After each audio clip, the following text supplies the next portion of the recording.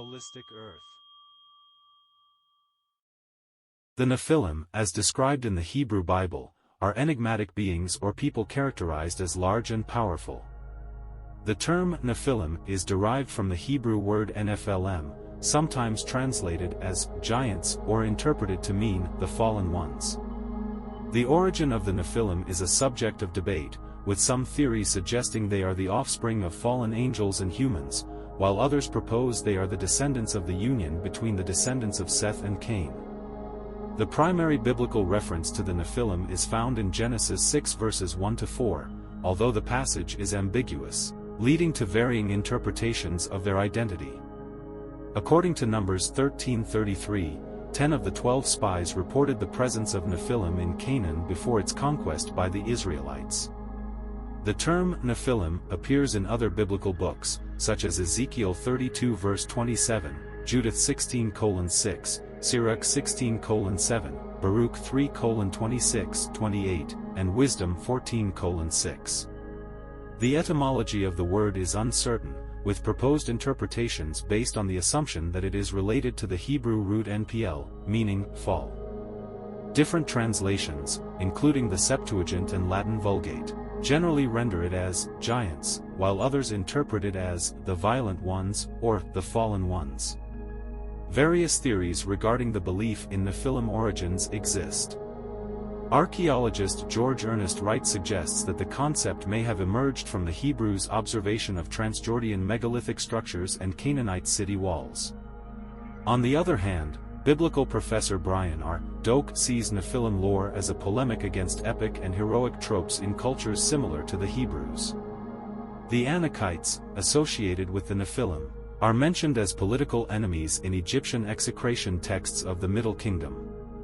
In the Hebrew Bible, there are three key passages referencing the Nephilim, with Genesis 6 verses 1-4 being the primary one. The nature of the Nephilim is complicated by the ambiguity of the text, with interpretations differing on whether they are the sons of God or their offspring.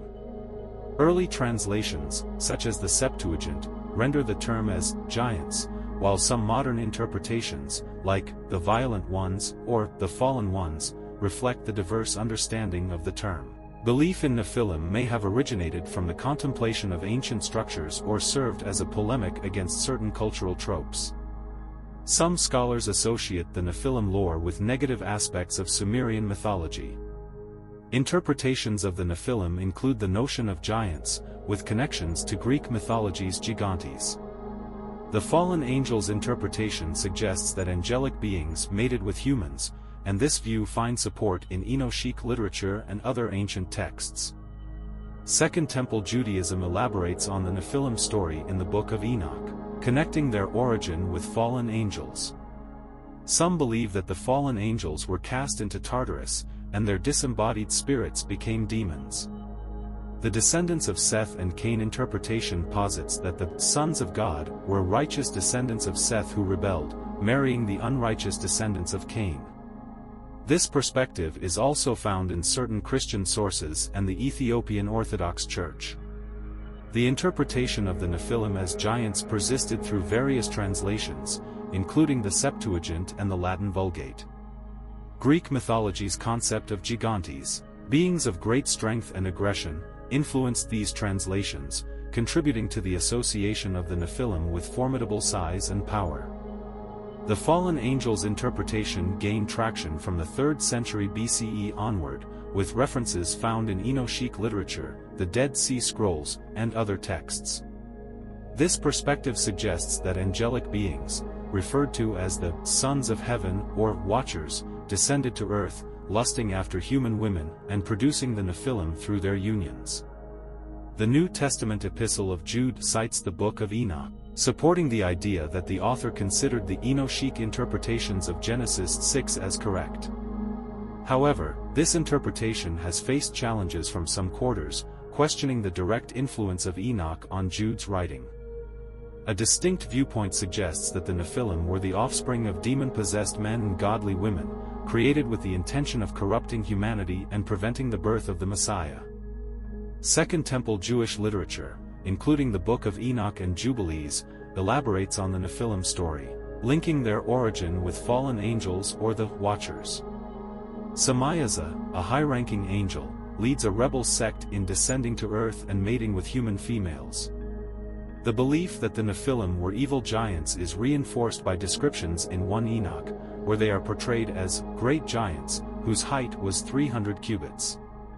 Additionally, the Quran references a people called Ad, likened to the biblical Nephilim, portraying them as giants, with the tallest among them reaching 100 feet.